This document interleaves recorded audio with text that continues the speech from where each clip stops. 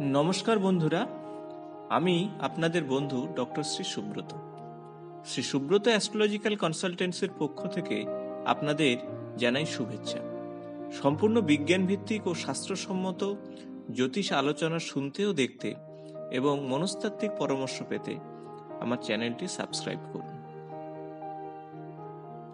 সূর্য সংস্কৃততে সূর্য, হিন্দু ধর্মের অন্যান্য দেবতাদের মধ্যে প্রধান দেবতা হিসাবে গণ্য করা হয়।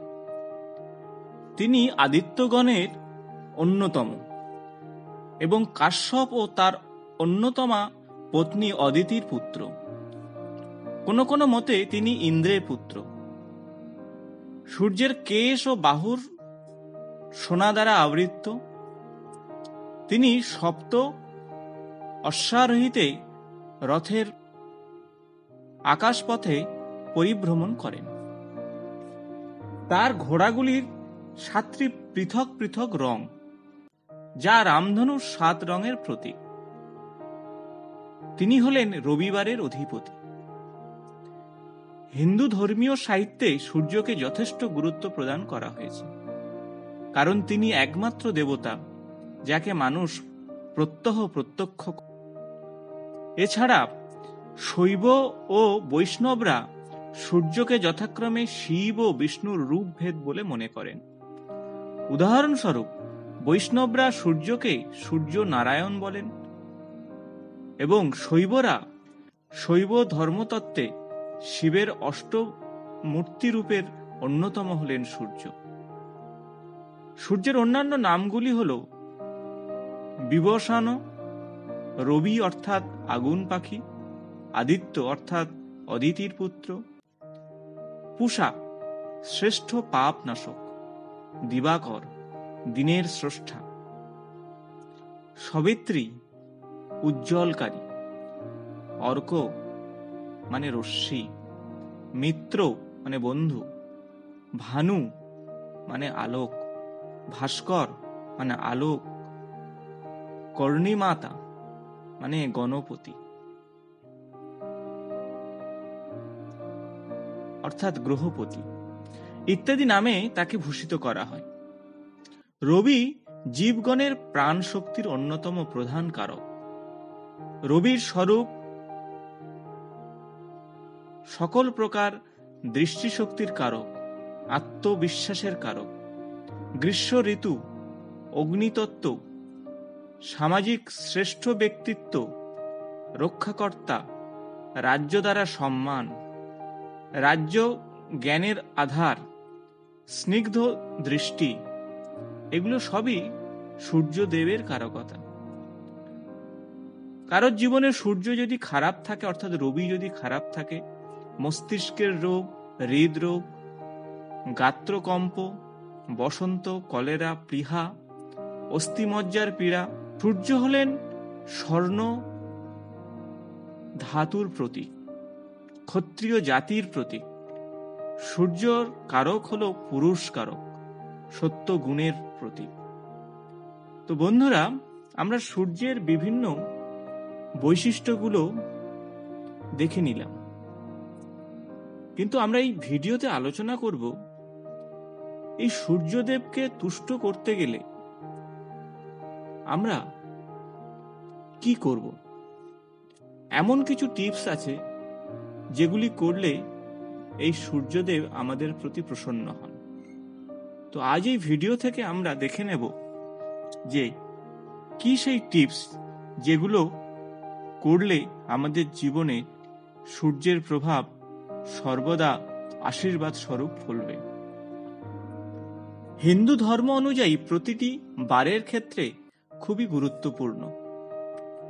প্রতিটি বারই বিশেষ বিশেষ গুরুত্ব নিয়ে আসে আমাদের জীবনে। তবে রবিবারটি নিয়ে কিন্তু আমরা অতটা চিন্তা ভাবনা করি না। ছুটির দিন চুটিয়ে মজা করে কাটিয়ে দিই এই রবিবারটিতে, কারণ সারা সপ্তাহের যে পরিশ্রমের গ্লানি এই রবিবারে আমরা কিছুটা মিটিয়ে নিই। কিন্তু রবিবার হলেন আমাদের জ্যোতিষশাস্ত্রে সূর্যদেবের বিশেষ বার। তাই রবিবার যদি আমরা বিশেষ কিছু ক্রিয়া করতে পারি, তাহলে রবিদেব অসম্ভব তুষ্ট হন এবং আমাদের জীবনের অনেক কিছুতেই তিনি সহজ সরল করে দেন। তো আসুন বন্ধুরা, দেখে নিই সেই বিশেষ কি ক্রিয়া। রবিবার যদি অশ্বত্থ গাছের পূজা করেন, তাহলে জীবনের বিভিন্ন দুঃখ কষ্টগুলো ধীরে ধীরে দূর হয়ে যায়। একটি চতুর্মুখী প্রদীপ নিয়ে অশ্বত্থ গাছের চারপাশে ঠিক 7 বার পরিক্রমা করুন। তারপর প্রদীপটি গাছের নিচে রেখে আপনি আপনার মনস্কামনার কথা রবিদেবকে জানান। তাহলে দেখবেন আপনার অপূর্ণ থাকা সেই ইচ্ছাগুলো ধীরে ধীরে পূর্ণ হয়ে যাচ্ছে। তবে বন্ধুরা, 1 বার 2 বার করে এই আশা করবেন না, আপনি এটা করতে থাকুন, দেখবেন একটা সময় আপনার সেই আশা পূরণ হয়ে যাবে।